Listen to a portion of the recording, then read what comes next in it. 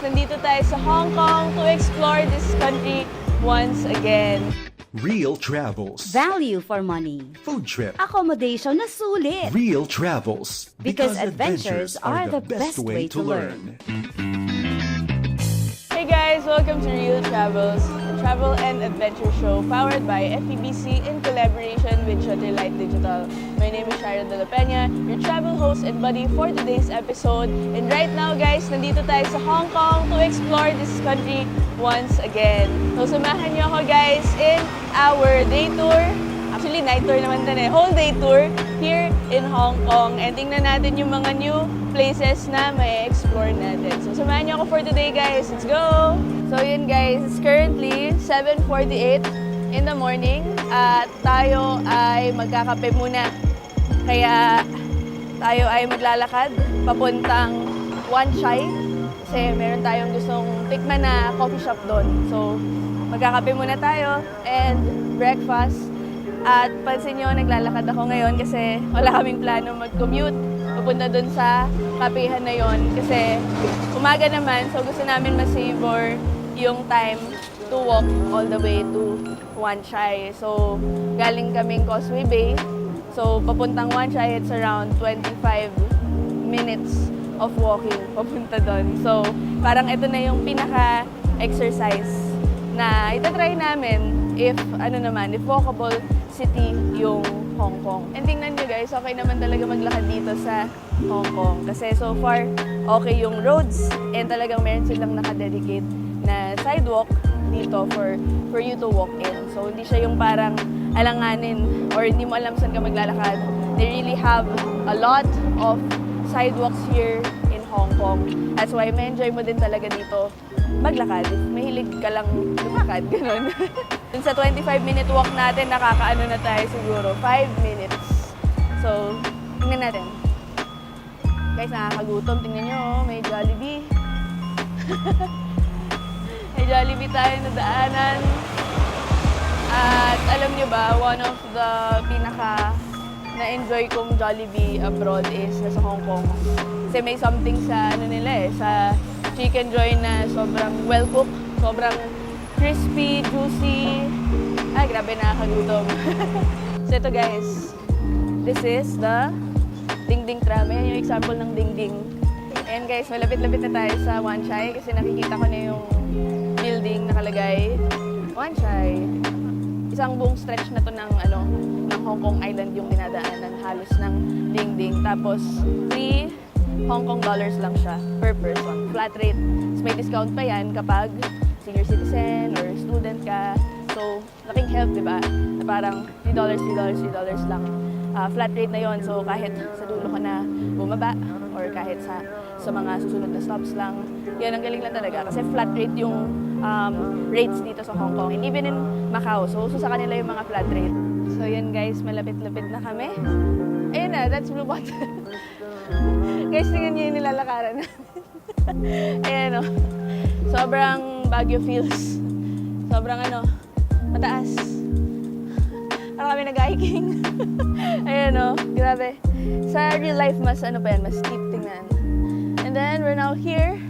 We finally arrived sa Blue Bottle after 25 minutes of walking. Ayan. Saktong-sakto lang, pwede na kami magkape. Pwede na kami magkape, guys. So, tara. Pasok tayo sa loob. Order tayo. Okay, so after natin mag-hiking, guys, nandito na tayo finally. Naka-order na tayo ng coffee dito sa Blue Bottle. So, gusto namin talaga matry itong coffee shop na to. Kasi madami daw tong coffee chain sa US. Tapos dito sa Asia, isa lang to sa mga few branches na nasa Asia.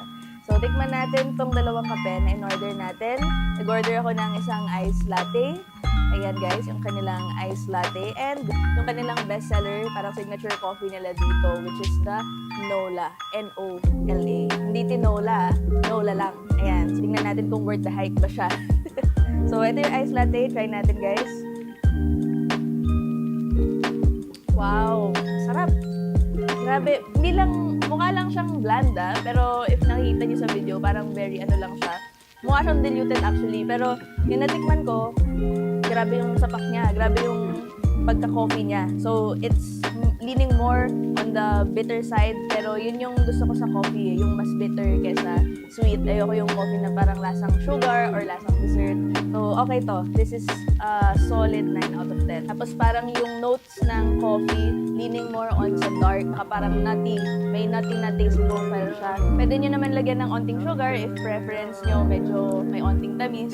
So, may mga sugar naman sila provided dun sa counter. So, ito, try na natin yung Nola, yung signature iced coffee nila. Ay, wow! Fruity na kape. Yun yung taste profile na nakikita ko.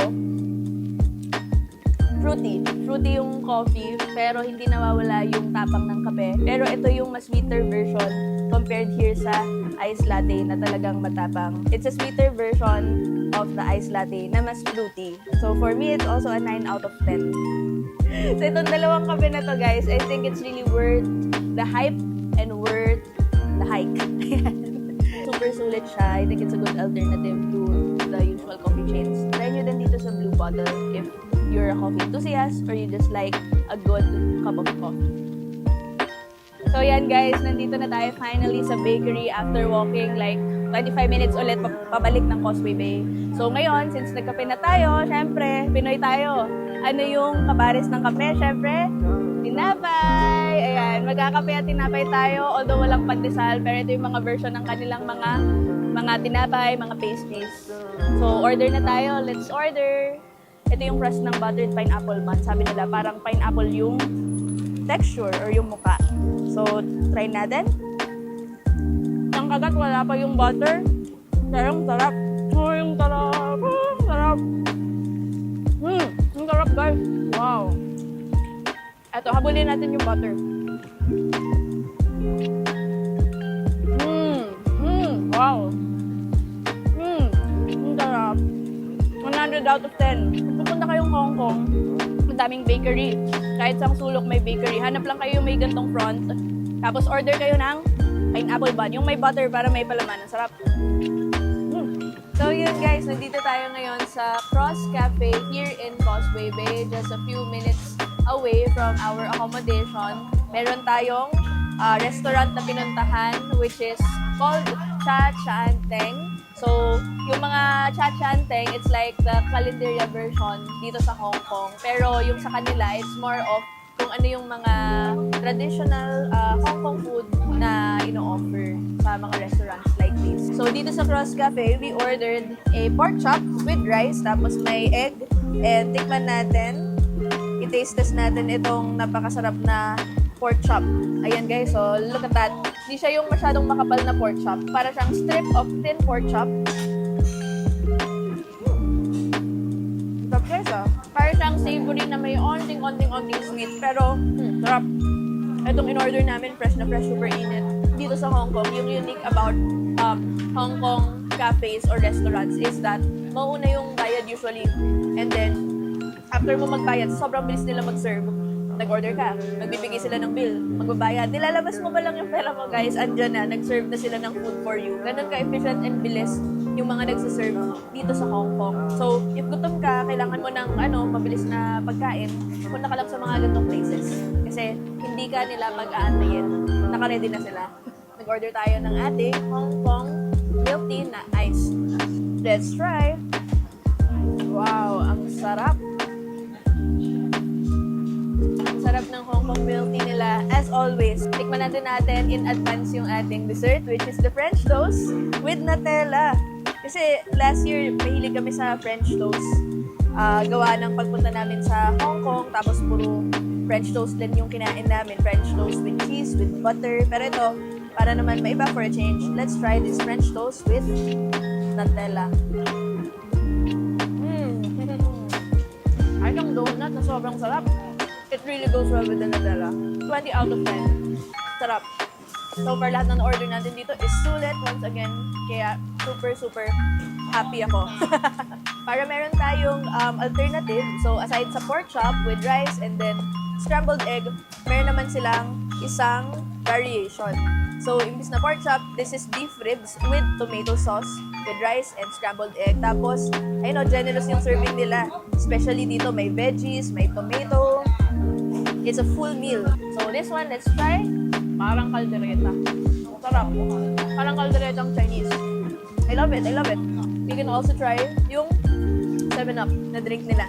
So may twist kasi lahat ng mga soda dito, you can order it with a hint of lemon, parang salted lemon, ganyan. And they will serve you the 7-Up or the soda that you ordered, pero bibigyan ka nila ng ganito, ice, tsaka, ito guys, oh, meron talagang lemon. So let us try kung ano yung twist and may difference ba talaga kapag nilagyan mo ng lemon or salt itong soda na to. Oh! Wow! Sarap. Parang, alam mo yung Himalayan salt na candies? Tapos naging soda siya. Ganon yung lasa niya. Ang sarap. Although not my cup of tea, kasi mas ma-Hong Kong milk tea girly ako eh. Pero I think ito, sa mga friends kong mahilig mag-Sprite, 7-Up, magugustuhan nila to for sure. So for this one, I'll give this a 7.5 out of 10. I think ang itinerary lang naman din na inaabangan ko sa Hong Kong is kumain. Ang daming cuisine, hindi ka mabore pag nandito ka sa Hong Kong. There's always new food to eat and new places to try. So, ano na guys, tara, punta ka ng Hong Kong. Let's go. So yun guys, finally, it's evening na here in Hong Kong. Mga ilang oras din kami naglakad around the Tsim Sha Tsui area. Tapos nag-unwind lang din talaga. And yun, namasyal. Pero ang maganda dito sa itinerary natin for today dito sa Hong Kong is that yung last stop natin to end the night is to just chill here dito sa Victoria Harbor. Where you can see guys, ang ganda ng weather. Grabe, praise God talaga. Kasi for the previous years na we have been going to Hong Kong, laging umuulan, laging sobrang humid, ang init. Tapos parang syempre, pag humid umuulan, parang mas nakakapagod siya. But I think this is the first time sa 4 na beses ko atang pumunta ng Hong Kong na nandito tayo sa Victoria Harbor, di umulan, di masyadong madami yung tao, di super crowded. Tapos nandito pa tayo sa may center part ng Victoria Harbor. So, halika guys, tingnan nyo ang Victoria Harbor ngayon, this 2025. Ang ganda pa rin ng mga ilaw guys. Wala namang nawalang mga ilaw. So far through the years, feeling ko nga may mga nadagdagan pang ang ilaw all throughout. And we're just here, nagpipiknik lang kami, minom ng drinks and snacks while waiting for the light show na ginaganap dito sa Victoria Harbor every 8 p.m. So it's a free attraction guys for those of you na looking for ideas, especially mga first-timers na dito sa Hong Kong. If first time nyo dito sa Hong Kong, always remember na dito yung Victoria Harbor, ang dami nyong magagawa. Pwede kayong mag-set ng isang buong day dito sa area na to kasi from Victoria Harbor hanggang Tsim Sha Tsui, it's a walkable location. Madami na kayong attractions makikita, ang daming malls, ang daming sale, madaming outlet, at madaming free na spots for you to do your IG-worthy na mga postings. Ayan, napaka-IG-worthy guys. Kasi tingnan nyo naman, whether morning or night or sunset, maganda talaga tingnan ang Victoria Harbor. So yan guys, super nice. Also, if nakikita nyo dyan yung mga boat sa likod, iba't ibang klase yan ng boat. May mga yacht, may mga parang Pirates of the Caribbean yung peg. May mga parang Pirates of the Caribbean yung peg. Iba't ibang klase ng boat. May mga parang cruise ship na offering.